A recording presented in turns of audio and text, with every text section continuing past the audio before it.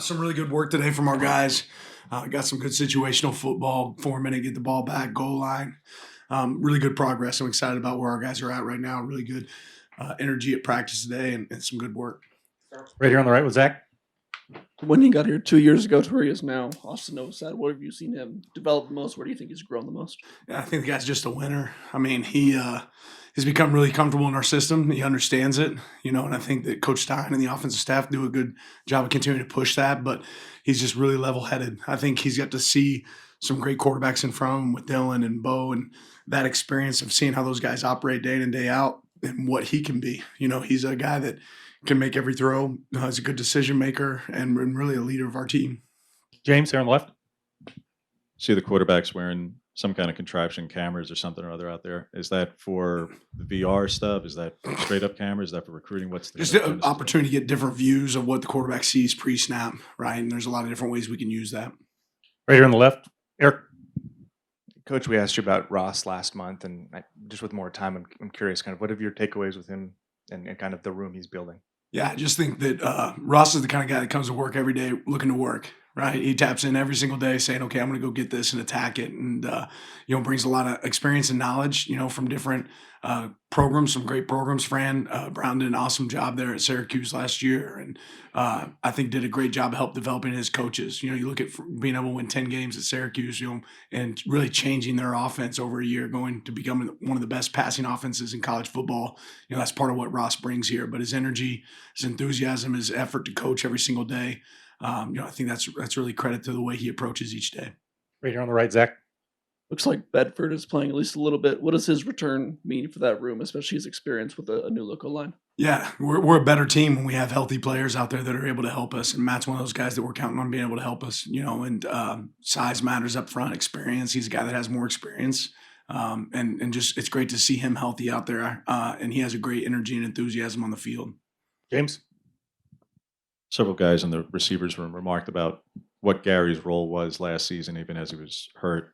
Where do you see him physically at this point, and what role and how important is he to the room now going forward when it's losing a couple of guys? Yeah, Gary looks as good as he's looked since I've been here. And, Gary has always been a really talented player that we felt like could help us, right? And it's just a matter of his availability and being healthy. And he's done a great job of attacking rehab this offseason, even throughout last year. He's been a leader. He stepped up in front of the team yesterday and had some words on Saturday and had some words to share with the team about the direction of this program. So really pleased with Gary and his progress, and definitely think we're a better team with a healthy Gary out there. Back left, Matt. Yourself and your assistants that have spoken so far have talked about how spring's all about growth. How do you grade that? What other metrics do you use to find that the team did grow? Yeah, we're better today than we were yesterday, right? I mean, it's simple. Like if we make a mistake, right, are we making that same mistake in the next practice, right? Because mistakes are going to happen, and that's about growth. It's about losing a rep in a tackling drill and then saying, I want to get back up there so I can do it again, right, and do it better. And maybe I lose another rep, but I'm learning every one of those reps, right? And it's the mental approach of when I'm not in the game, getting better, and when I am in, getting better. And then when I take that to the meeting room, what's that look like? But us as coaches challenging ourselves to improve, making sure we're checking every box that we have to hit this spring, and then just letting our guys play football, right? Because you got great football players. You got to adapt to their talents and their skill set to let them do that. James. We saw Mateo play both as a hand-down guy and a hand-up guy, and certainly versatility is valuable. But when you're losing Jordan in particular, how much do you want and need him to be the 4-eye, 5-6 versus a wide 9 or 7 necessarily? Yeah, you got to be able to do it all, right? And that's one of Mateo's strengths is that he can do it all, right? There's 32 teams in the NFL. I want all 32 to want Mateo, right? And that's because he has position versatility. It doesn't matter that they're a 3-4 or 4 down front. He's a guy that can play a 6, a 4-eye. He's a guy that can line up and stand in space. And the same with Tatum. He's another guy with great experience. Same with Blake Purchase. Had a great spring so far.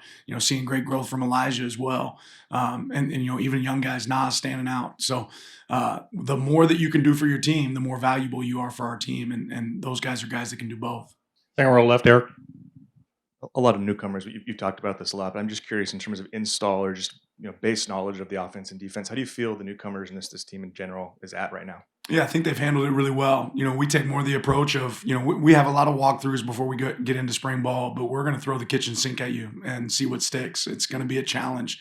It's a process. And then with every situation comes new install, right? With every day, we've had install for every practice, right? So our guys have to remember what they've already done, right? And then also be able to add to that and grow a volume in a library that they're able to execute at a high level. 2 more questions. Aaron in the back, and then Zach up front. Seems like last season, last spring, Coach Adams kind of built a camaraderie within the wide receiver room. How would you just describe the competition with Coach Douglas and him taking over the competition within the wide receiver room this spring? Yeah, see, great leadership, and there's a lot of guys that can play at a high level in there, right? And I think that's credit to the recruiting job that Junior did while he was here, and then I think Ross hasn't missed a step. He's hit the ground running, and trust happens over time, right? He has to have that opportunity to earn those guys' trust, but I know that they know they're getting coached every single day by Ross, and we got some great guys in that room that I think will be able to help us in a big way. Zach. Probably know the answer to this question already, but will you be watching the Masters this week, and do you have a pick for who's going to win? Maybe I can get a little bit of it Sunday, right? Maybe I can get a little bit of it Sunday. It's a awesome competition, but no, I probably won't be catching a lot of it. I'll just check the boards afterwards, and it's hard to bet against Scheffler right now. He's pretty good.